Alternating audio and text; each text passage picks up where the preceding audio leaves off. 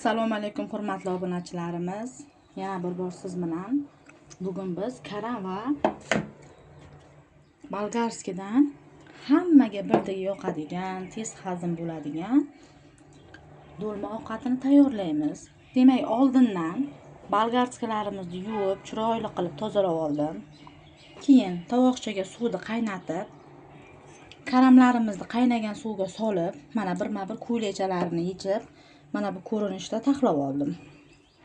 Qarang, mana karam bariklari va ichiga nachinkasi uchun piyoz, maydalangan go'sht va guruchdan foydalandim. Tuz aralashtirib nachinka taxlab oldim.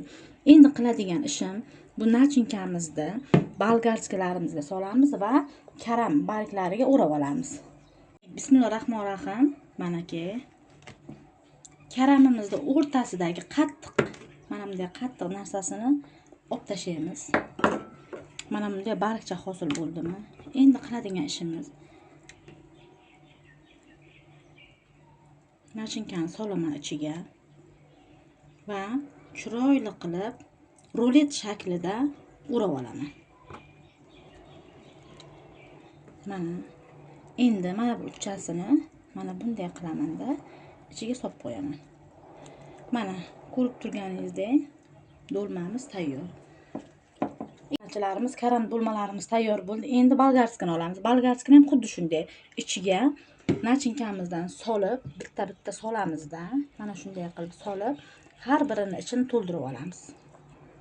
Mana shu ko'rinishda solamiz. Juda ham ko'p solmaymiz, chunki ichidagi guruchlarimiz shishib, bolgarskilarimiz yorilib ketishi mumkin. Shuning uchun bolgarskimizni yarimdan ko'proq qilib og'zigacha kelmasdan, orasini chiqamasdan solib olamiz. Guruchlarimiz shishganda bemalol joylashadigan qilib mana shunday ko'rinishda barcha bolgarskilarimizga ham solib olamiz. Mana obunachilarimiz, bolgarski va karam do'lmalarimizni ichiga nachinkalarni solib, mana bunday qilib chiroyli qilib taxlab oldik. Endi qiladigan ishimiz, mana bu sabzavotlarimizni chiroyli qilib artib, birin-ketin to'g'rab olamiz. Endi obunachilarimiz, qiladigan ishimiz, qozonimizga 2 qoshiqda yog' solib olaman. Afzalini tayyorlab olamiz ovqatimizda. Mana 2 qoshiqda yog' solib oldim.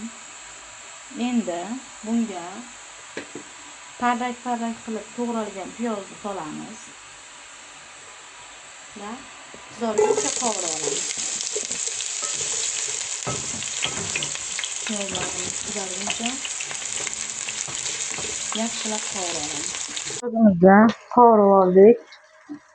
Endi qiladigan ishimiz, chiroyli qilib kesilgan, parrakchali qilib kesilgan kartoshka bilan sabzimizni solib qovurib olamiz. 1 daqiqa qovurib olganimizdan keyin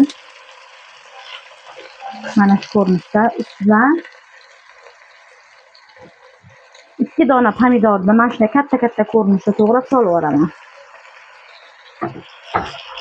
Mana endi bitta qoshiqda solib oramizda 5 minutga qovurib olamiz.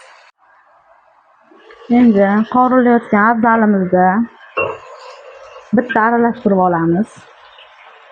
Pomidorlarimizni yaxshilab suvi chiqquncha qovurib olamiz va ozroqgina chesnak solib olaman. Va yana qovurishda davom etaman. Mana ovqatimiz afzali qovurilib bo'ldi. Endi bunga bittalab do'lmachalarimizni mana shu ko'rinishda terib olamiz. Bir tomoniga qozonda karam do'lmani terib olaman, bir tomoniga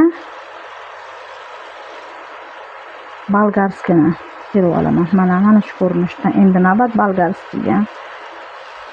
Endi do'lmalarimiz botib turadigan qilib suv solib olamizda, past aloda 1 soat qaynatib olamiz. Endi do'lmalarimiz botadigan qilib solaman suvga. Mana tayyor bo'ldi. Endi ana shu holatda 1 soatda pishadi, qaynatib olamiz. Mana ovqatimiz qaynab chiqdi. Mana shunday past qaynashda 1 soat davomida qaynatib pishirib olamiz. Dolmamiz ham pishib tayyor bo'ldi. Albatta siz ham buni uyda tayyorlab ko'ring. Juda ham shirin va sochli bo'lib, ichidagi farshlari juda ham yumshoq bo'lib pishdi.